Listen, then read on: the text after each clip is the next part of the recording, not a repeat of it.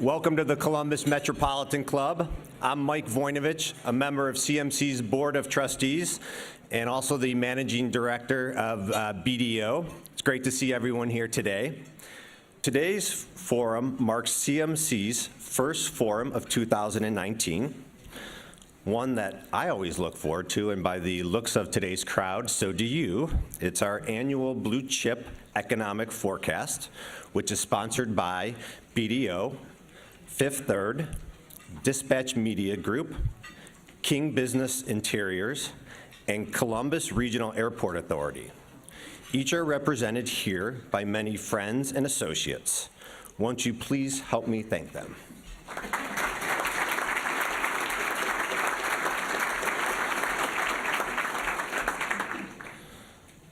Now, let's welcome Stephanie Green. She's the Senior Vice President and Managing Director of Fifth Third's Private Bank, to introduce our forum. Stephanie?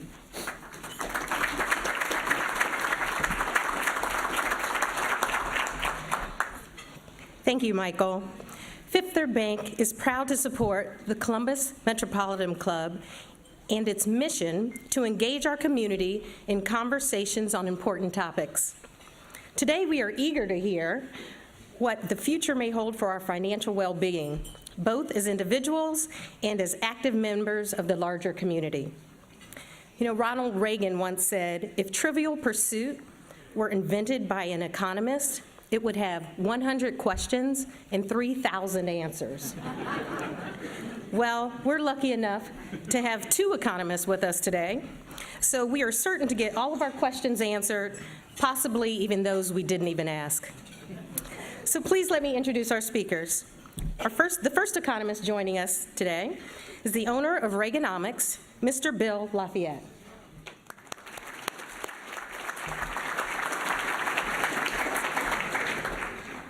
Our second economist, Professor and Anderson Chair of Agricultural, Marketing, Policy, and Trade at The Ohio State University, Mr. Ian Sheldon.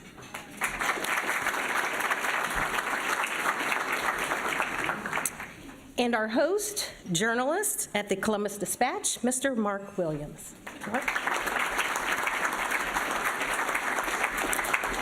Bill will make opening remarks, and then Mark will host the conversation. Bill, the stage is yours. Thank you, Stephanie. Well, Happy New Year, everybody, and thank you very much for coming. As always, thanks to CMC for having me back again. I think this is my 18th January here. I'm very happy to welcome back Professor Ian Sheldon. He's going to give us a national economic perspective, particularly related to trade, which is a slightly hot topic these days. Also back as our moderator is Mark Williams of the Dispatch. This is Mark's 8th year on the stage with me. So let me start off by looking back. We've had a truly phenomenal run the past 9 years. Employment started growing after the recession at the beginning of 2010. Since then, the 10-county Columbus Metropolitan Statistical Area has added 186,000 net new jobs, growth of more than 20%. The U.S. is up 15.5%, and Ohio is up less than 13%. For the first time ever, we crossed 1.1 million jobs in the MSA last year. Central Ohio's employment gain each year between 2011 and 2016 was 2.3% or better. In 2017, we managed 1.8%. But 2018 was not as good. The preliminary totals show us up by 1.4%. But I think those are a touch low. I think we'll probably wind up with something closer to 1.5. But for the first time since 2007, our job growth was less than the national average. And for the first time in my memory, we actually matched Ohio's growth. I hate to say this, but I missed this badly last year. My 2018 forecast predicted 1.8%, but I think I know where I went wrong. More about that in a moment. The forecast that you have before you is my 20th. I'm predicting that 2019 will be our 10th consecutive year of growth. Like 2018, though, we should do less well than the national average and possibly less well than Ohio. My forecast expects a gain of 1.2%, something like 13,000 net new jobs. This is by far my weakest forecast since the recession, but keep in mind that it's stronger growth than any year between 2003 and 2007. So what's going on? I think the fundamental problem facing us is workforce availability. The Columbus MSA labor force was up only 0.5% from 2017. The share of Central Ohio's working age population in the labor force is currently running around 65%. When the expansion began, it was 67%, and in 2000, it was 70%. The working age population's defined as everybody 16 years and older. That group has actually been growing faster than the population of Central Ohio as a whole, between 1.3% and 1.7% per year since 2013. The problem, though, is that there is no upper bound on the working age population as it's defined, so it counts the elderly, most of whom are retired. But if you look at the population between 16 and 65, its growth's been much slower, something around 1% per year. The problem is that you cannot grow employment by 2.5% per year and grow the relevant population by 1% per year and not expect to run into trouble eventually. There are a couple other reasons for my suspicion that our big problem is workforce. First are the industries in which employment growth has really slowed. Construction, transportation, leisure, and administrative support. The weakness in administrative support is almost completely due to the steep decline in temporary employment. And those are the industries that are screaming the loudest for workforce. My second reason for thinking that workforce is the problem is the flow of online help wanted ads.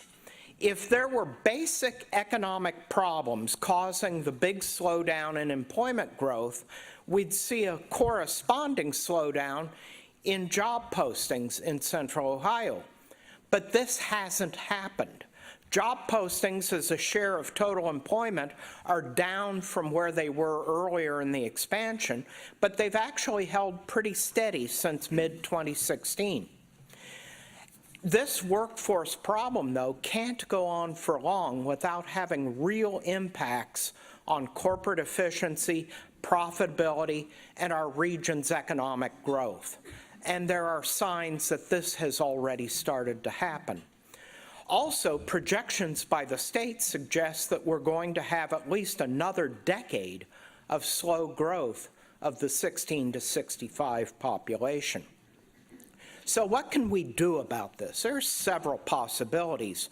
First, and probably most important, we have to keep prioritizing educational attainment through the Columbus Compact and other initiatives. We pride ourselves that our share of college degree holders is greater than the national average. That's true, but we are significantly lower than metros such as Austin, Boston, Denver, Minneapolis, and Seattle. We also need to emphasize technical programs. People with a high school diploma and a technical credential are far better off than those with a high school diploma and no technical credential. This effort to prioritize educational attainment includes doing everything that we possibly can to make these programs accessible and affordable to a very broad audience. We need to focus on attracting people of working age to our region. This includes migrants from other countries. For example, I did a study several months ago on the contribution of the Hispanic population to the Central Ohio economy and to workforce growth. That contribution is significant. Finally, we need to engage other diverse populations in our workforce. The county is sponsoring a program called Building Futures that works with people with minimal skills to prepare them for careers in construction and in other trades. Another important group is the senior population, which is growing by leaps and bounds. Many of these folks are retiring, but many may want or need to keep working. This population has tremendous skills, wisdom, and experience to offer. But it turns out that ageism is alive and well.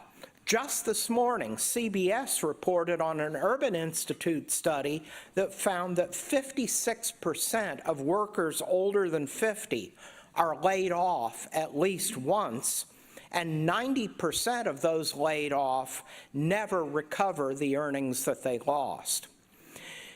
I'm actually board president of an organization called Employment for Seniors, which links individuals 50 and older to job opportunities throughout our region. Before I close, though, I invite us all to take a deep breath. This forecast, admittedly, is not nearly as good as it has been, but I'm still predicting a rate of growth that's going to keep everybody working. And as I said earlier, we wished in vain for 1.2% growth during the last expansion. So thanks again for coming, and I wish you all success, health, and happiness in 2019.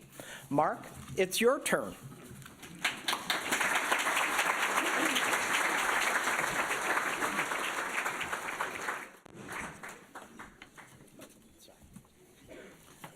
Do you all need to know that I'm me? Yes.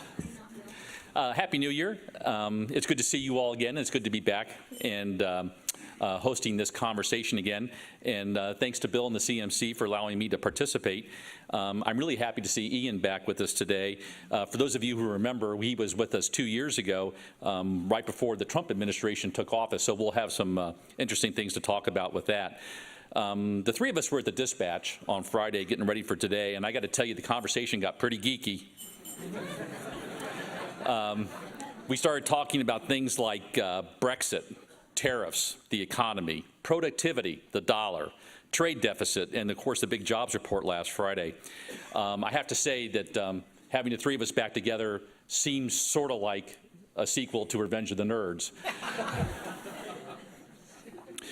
Ohio's economy hit a notable achievement last year. As Bill was talking about, some of the job growth in the state has been better. We now have had a record for total employment of 5.6 million jobs. That broke the old record that was set in the year 2000.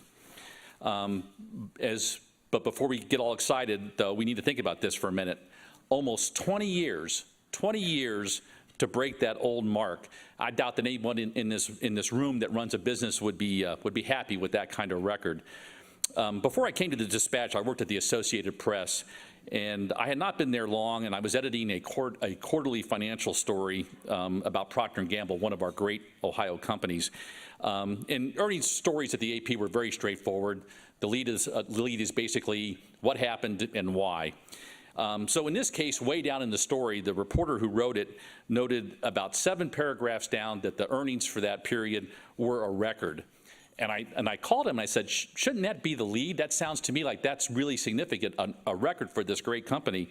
And he responded that that's not what we do. Our style is typically to do it with the very straightforward way we'd always done it. But he said I could change it if I wanted to. So I did, and I sent the story off to our business desk in New York. And within minutes, I have an editor screaming at me saying, companies should always report records. And so anyway, it just sort of, it stuck with me after all these years. And so that's sort of the way I look at the state jobs number. It's better, but we should always be getting better. And if we're not getting better, then something's wrong. So by most accounts, our economy is healthy and doing well. We know that our employment rate is low in Ohio and low nationwide. But yet the economic prosperity hasn't been shared equally around the country.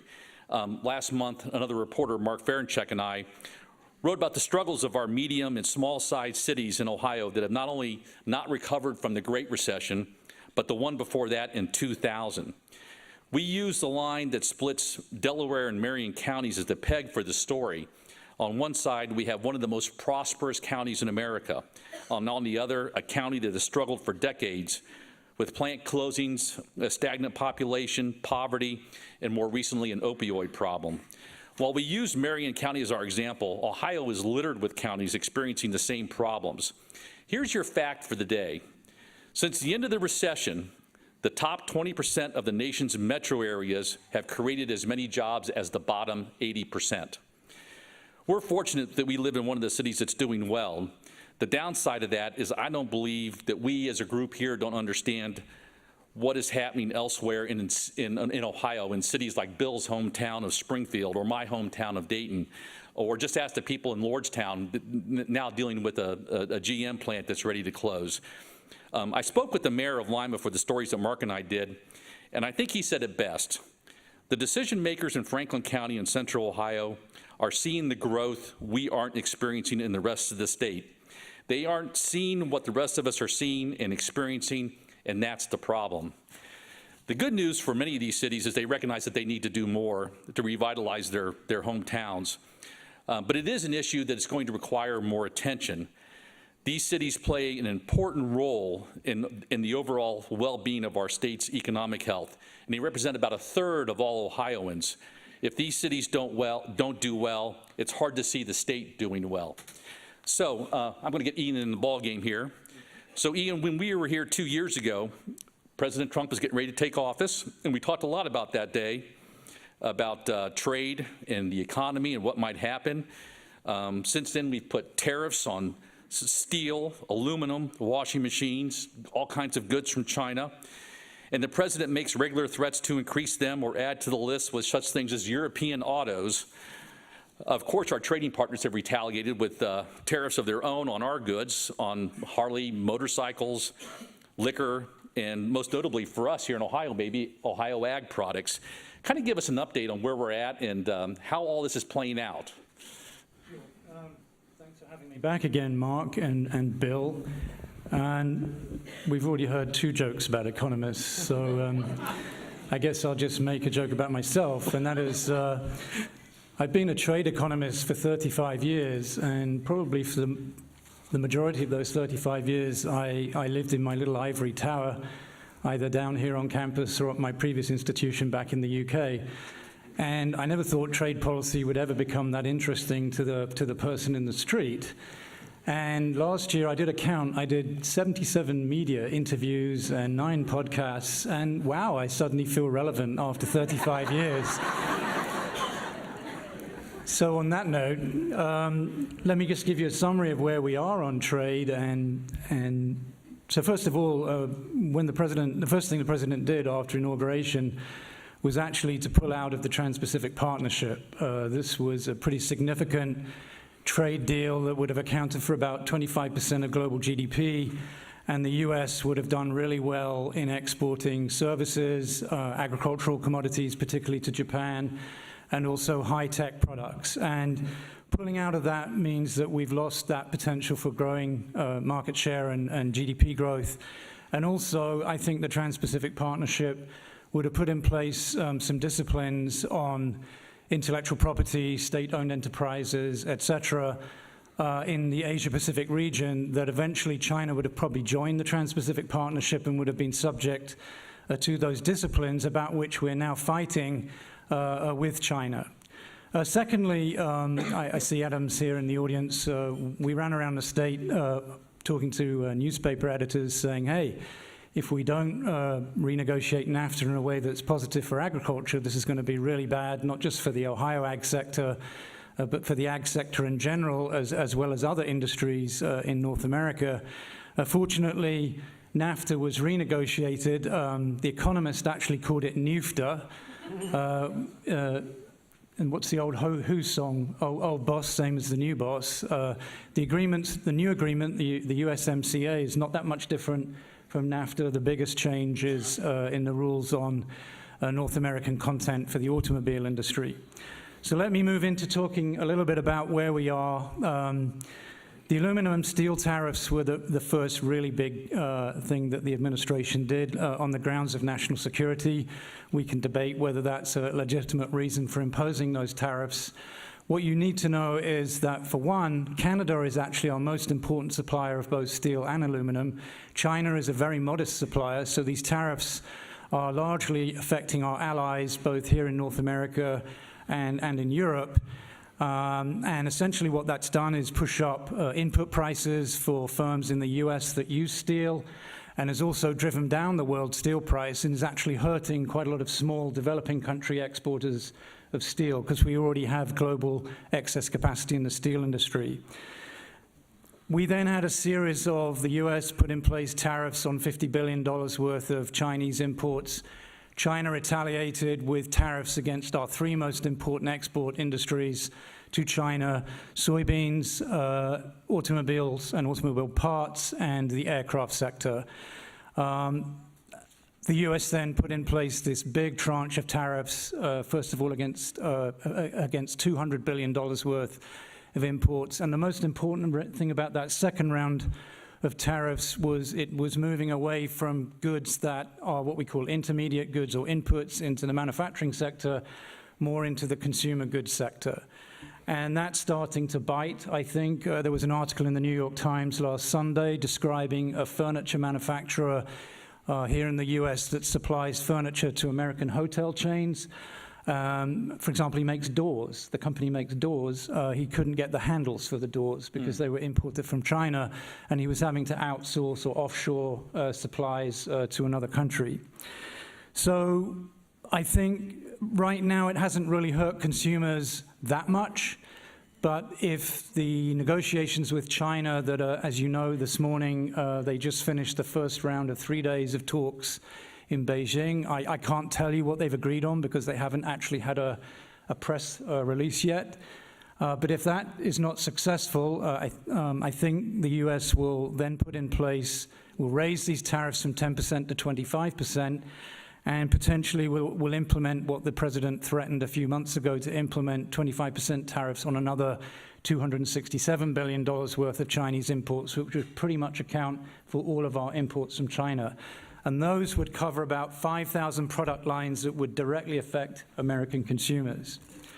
So what about the costs? You already mentioned Harley-Davidson has outsourced production to the EU. Why? Because the EU retaliated with a tariff against Harley-Davidson motorcycles. So the company simply is outsourcing production, I believe, to Asia. Lost market share for the US soybean sector.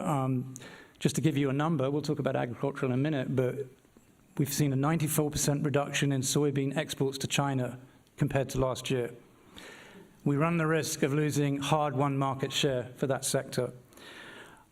If we put up 25% tariffs against automobiles and automobile parts, the latest numbers I've seen is about 165,000 jobs will be lost in the automobile sector. And if the Europeans and the Japanese retaliate, we're talking about nearly 500,000 jobs potentially lost in that industry. The World Bank this morning forecasts that global economic growth is going to slow down, partly because of Brexit, partly because of the trade war with China, and also because emerging economies like China are slowing down anyways.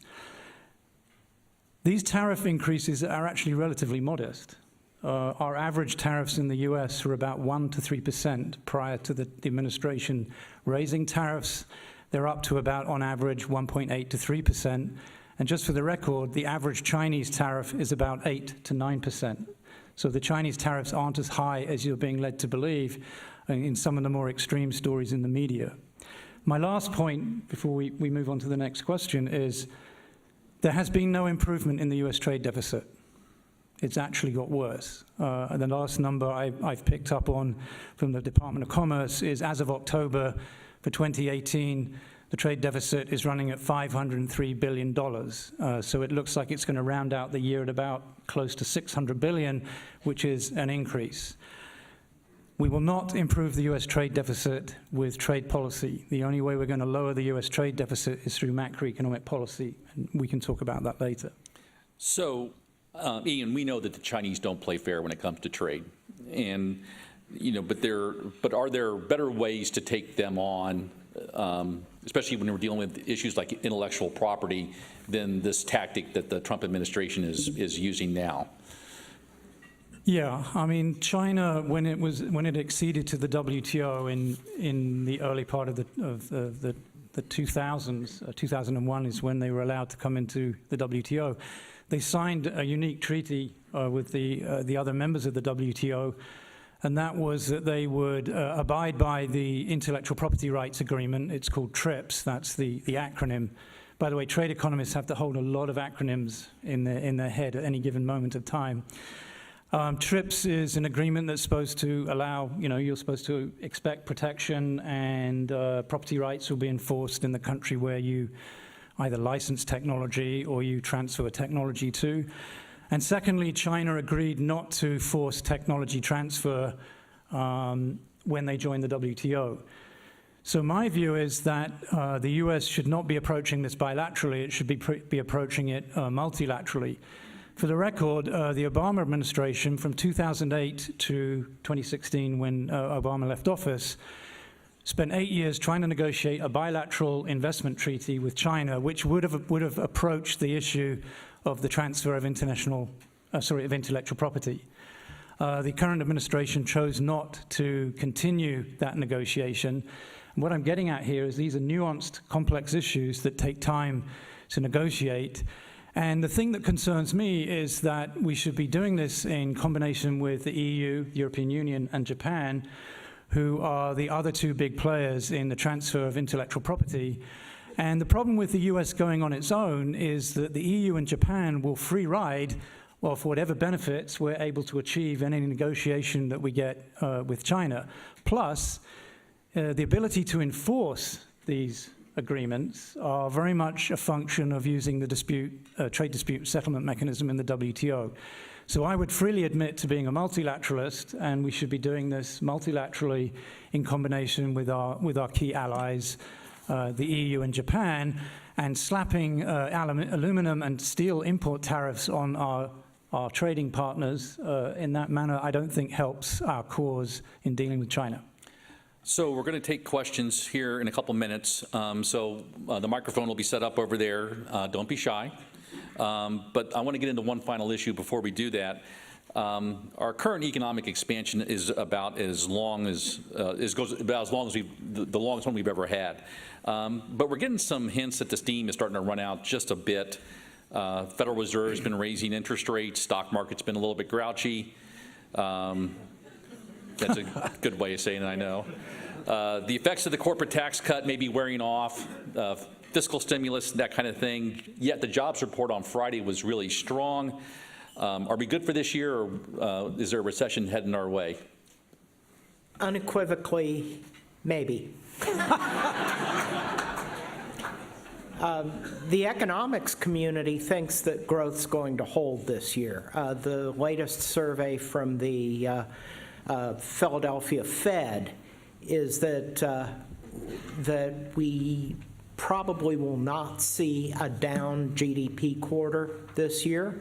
On the other hand, there was a Wall Street Journal article last month that said that half of the CFOs in a survey of them predict a recession by the end of this year.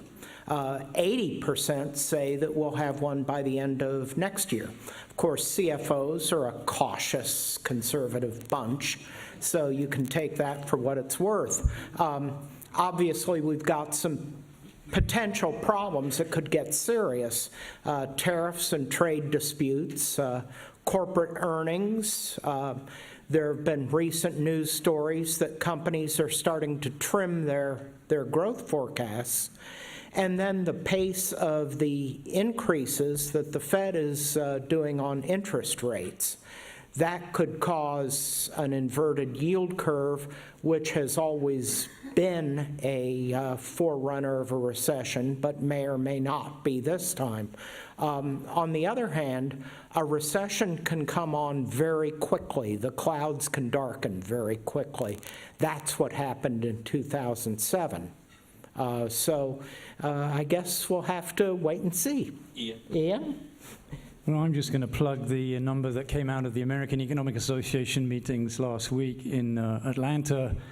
40% of the profession are forecasting a recession in 2020. So I think that's getting close to a 50-50 bet.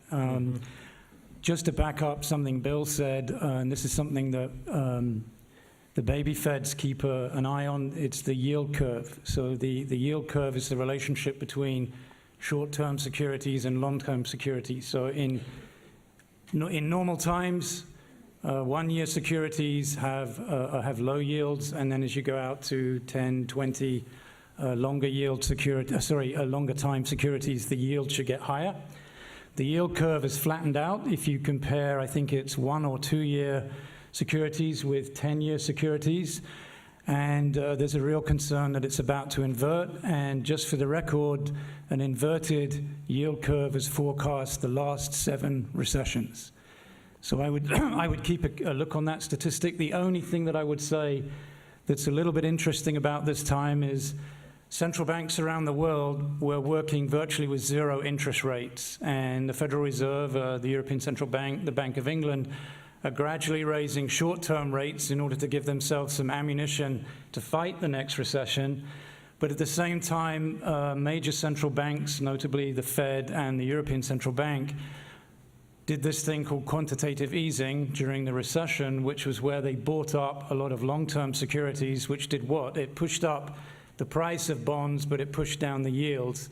And that's partly why the yield curve is relatively flat right now. So right now, the experts in this area are saying if the yield curve inverts, we're going to get a recession, and typically it's about 6 to 20 months out from that yield curve inversion. So that's a bit nerdy and geeky, but there you go. Yeah. See, these are the kinds of things that we talk about. Of course, it is CMC's tradition to take questions from the audience. Please state your name and ask your question. In fairness to all, please avoid editorial comments and questions end with a question mark. So let's get started. First question, please. Yes, good afternoon. I'm Mark Barbax with the Ohio Economic Development Association, and I want to follow the rule of my labor economist father, who says if an economist asks you to ask another question, ask him it. So I want to ask Ian to follow on to his comment about what could be done to reduce the trade deficit. Okay, well, it's not trade policy. So I hate to do a macroeconomics 101 talk in 2 minutes, but I'll do my best. Essentially, it's well understood that the trade deficit, this is the difference between the amount of goods and services that we import and what we export, is largely driven by the fact that the U.S. Has relatively low rates of national savings compared to the demand for investment. And that's driven by the fact that aggregate demand, that's overall demand in the U.S. economy, is greater than aggregate supply. And so really the only place for that demand to go is into imports. And at a time when we're running the economy at full employment with the Fed raising rates, it's really hard to battle into that wind. So there are a lot of, you said for every economist you're going to get a different suggestion as to how to solve this problem. I forget which president it said, give me a one-handed economist, because each economist says on the one hand and then on the other. So I got one hand up behind my back.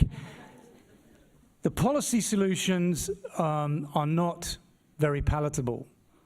One is to reduce government spending and to raise taxes, because there's a clear connection between the budget deficit, the fiscal deficit, and the trade deficit. So we're now running a budget deficit of what, $1 trillion? And people like Jeffrey Frankel, who's a better macroeconomist than I am at Harvard, talks about the twin peaks. So when you're running a very large budget deficit, you tend to put pressure on the trade deficit. So dealing with government spending, getting consumers to save more, these are the obvious policy solutions. Now, all the time, foreigners are willing to underwrite our willingness to import. In other words, foreigners have rights over securities, be they private securities or government treasuries. All the time they're willing to lend to us, that's great. And that's always been the case pretty much since we came off the Bretton Woods Agreement in 1971, is that the dollar is the vehicle currency of the world, and foreigners are willing to invest in American securities. I mean, economists talk about risk-free assets. US treasuries are about the closest you'll get to a risk-free asset. So all the time they're willing to lend to us, all things are peachy. We can run a trade deficit. But there's always a risk that people start selling those securities. And the Chinese have that nuclear option, I might point out. They hold a lot of our securities and they could dump them in a hurry. That would lead to a significant depreciation in the US dollar, which would lead to a recession and to inflation. So the other policy solution is to have a managed depreciation of the dollar in combination with a steady reduction in the budget deficit as a way of bringing us back into some kind of equilibrium. So that's macroeconomics in probably more than 2 minutes, but that's my answer to the question. Next question, please. Yes, thank you. It's Tom Morgarding, retired from WOSU Radio. This question to Professor Sheldon and also to economist LaFayette. It's a question that's been asked of me, and I don't know how to answer it. So I'm going to ask you, what long-term effect, if any, will tariffs have on employment among manufacturers and retailers? Specifically, will it eventually create more jobs, as promised, in places like Mansfield, Middletown, or Lancaster, or Springfield? Will these tariffs eventually create job opportunities in these small and medium-sized cities in Ohio? I don't think so. And here's why. If you're going to put a tariff on imported steel, that obviously helps steel manufacturing employment in the U.S. and here in Ohio. The problem is that there are many, many more companies and many, many more employees who work for firms that fabricate steel as opposed to make steel. Those companies get hurt by these tariffs, and so it is a net negative. I would agree with Bill, and I think one of the things that's changed in my lifetime as an economist is the growing importance of value chains. Mm-hmm. And that's something that needs to be taken into account when we think about implementing tariffs, say, in the automobile sector. So let's take a Ford built down in Mexico there's debate about exactly how much value added is produced here in the US, but let's take the upper bound number just to make my argument stronger. Use and abuse of statistics. The administration claims 17% of Ford built in Mexico is sourced originally from the US. Economists who've spent time actually calculating these things say it's more like 27 to 30%. So these are intermediate inputs that are designed and built here in the US, go across the border, they often come back again for retesting, and then they go back again. If you implement broad tariffs against Mexican-produced automobiles, all you're doing is undermining value-added production and jobs here in the US. And the same is true of, say, let's take the agricultural sector, for example. Here in North America, we now have a highly integrated pork production system where young hogs are raised up in Canada. They're sent down to the US to be fed out in states like Ohio, Indiana, Illinois, Iowa, etc., here in the Midwest, and then they get slaughtered and processed here in the US, and then the pork gets exported to Mexico, which is our #1 processed pork market, or to China, which is our second most important processed pork market. When we initiated our aluminum tariffs, guess what the first two tariffs were? Steel and aluminum tariffs. Guess which products the Mexicans and the Chinese immediately slapped 40% and 25% tariffs on? imports of processed pork, which automatically undermines the competitiveness of that pork production chain. And the same is true of manufacturing, these value chains. The North American automobile sector competes globally. If you change the rules of origin, if you implement tariffs, you make it harder for these multinational corporations to compete internationally. And some of the foreign companies are already talking about not abiding by the new NAFTA rules of origin, content rules, but simply building cars in Mexico and exporting to the US and paying the 2.5% tariff at the border. These value chains are very sensitive to interruptions through trade barriers. I won't talk about Brexit because my head always explodes when I talk about Brexit. Next question, please. Gentlemen, I'm Jim Schimmer. I'm Franklin County's Development Director, and the one thing I see missing in this discussion is the fact that last week I drove by a gas station and it was $1.66 a gallon. So the question that I have for you is, how does that relate to something that I'm passionate about, which is alternative energy, and what do you see for energy consumption going forward as we go into this new year? You can take that one.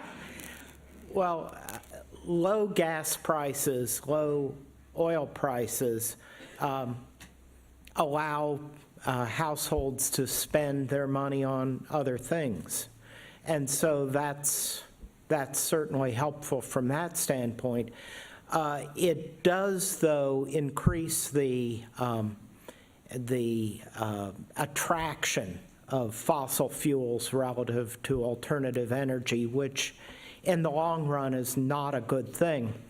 The thing, though, that we have to remember about, say, solar energy, wind energy versus fossil fuels is that fossil fuel prices go like this over time, and solar and wind and other alternative energies are much more steady in their price. And so it ought to be that people would be willing to pay a premium for alternative energies simply to stabilize their costs. You would certainly think that would be. I really haven't heard that argument made by much. I think it ought to be made a whole lot more than it is. Yeah, so one of the things that has happened in the past year is that the U.S. now is the #1 oil producer in the world. And we are now exporting a lot of oil and a lot of refined products. We are just about energy independent. And so it's going to be interesting to see how this happens.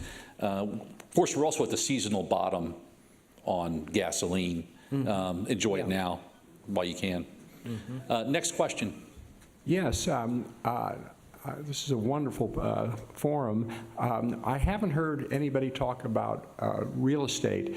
Since real estate dramatically affects the cost of living, and Columbus is really lucky so far to have a very low cost of living as far as real estate compared to other cities of its size and larger.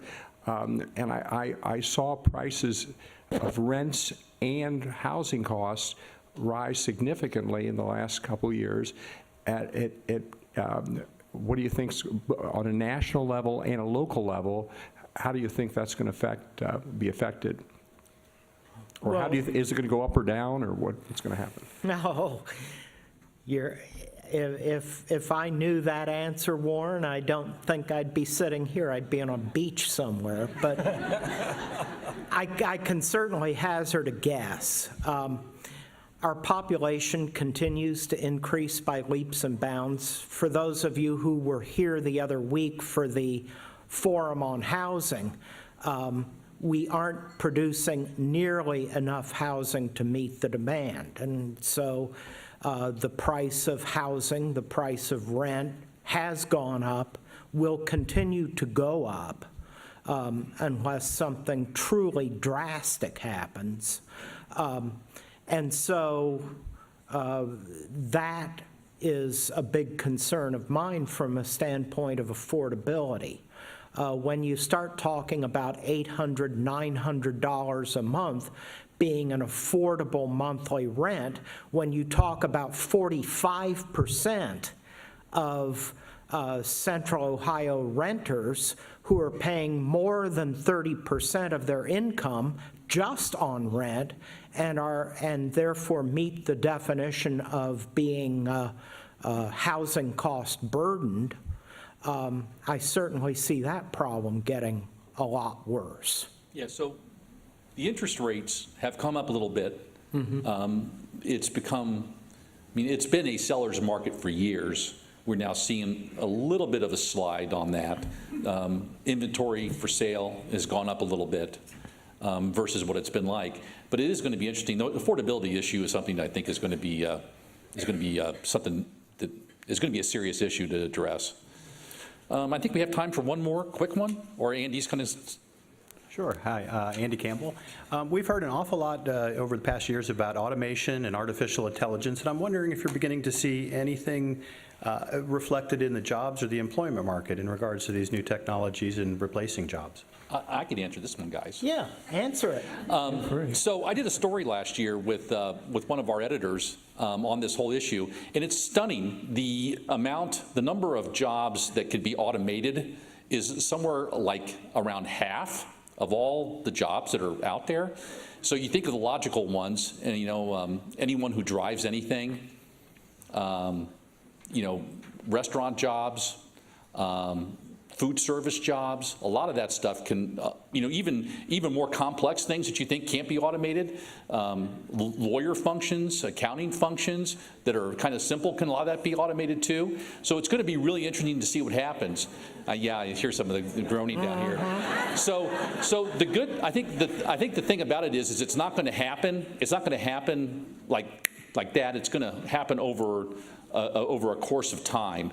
And so I think that gives you some time to adapt to it, but it's certainly going to be something that's quite an issue. And the governor, our soon-to-be ex-governor, has talked about this a lot as well, as with all kinds of things, especially now that we're talking about self-driving vehicles and all that kind of thing. So it's going to be an interesting few years. I think it's something that we're going to have to keep a very, very close eye on. I said maybe a little bit hyperbolically at this forum that Mark and I were at last summer, that if we don't play our cards right, in 20 or 30 years, we could be Youngstown.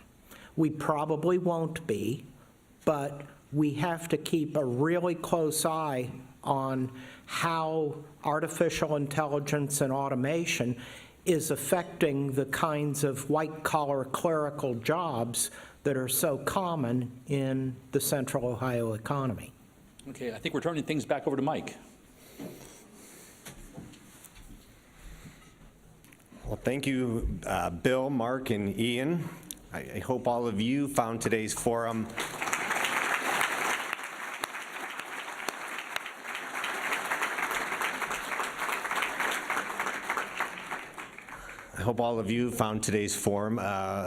interesting. Certainly a lot of complexities here. Certainly a lot of work for all of us in the Columbus community. Certainly the Columbus way gets touted a lot, and I'm confident that folks in this room and even outside of this room are those that are going to make the difference. We'd like to thank our sponsors again today: BDO, Fifth Third, Dispatch Media Group, King Business Interiors, and the Columbus Regional Airport Authority. And certainly again our speakers, Mark Williams, Ian Sheldon, and Bill LaFayette. And thanks to all of you for being here. We'll see you next week.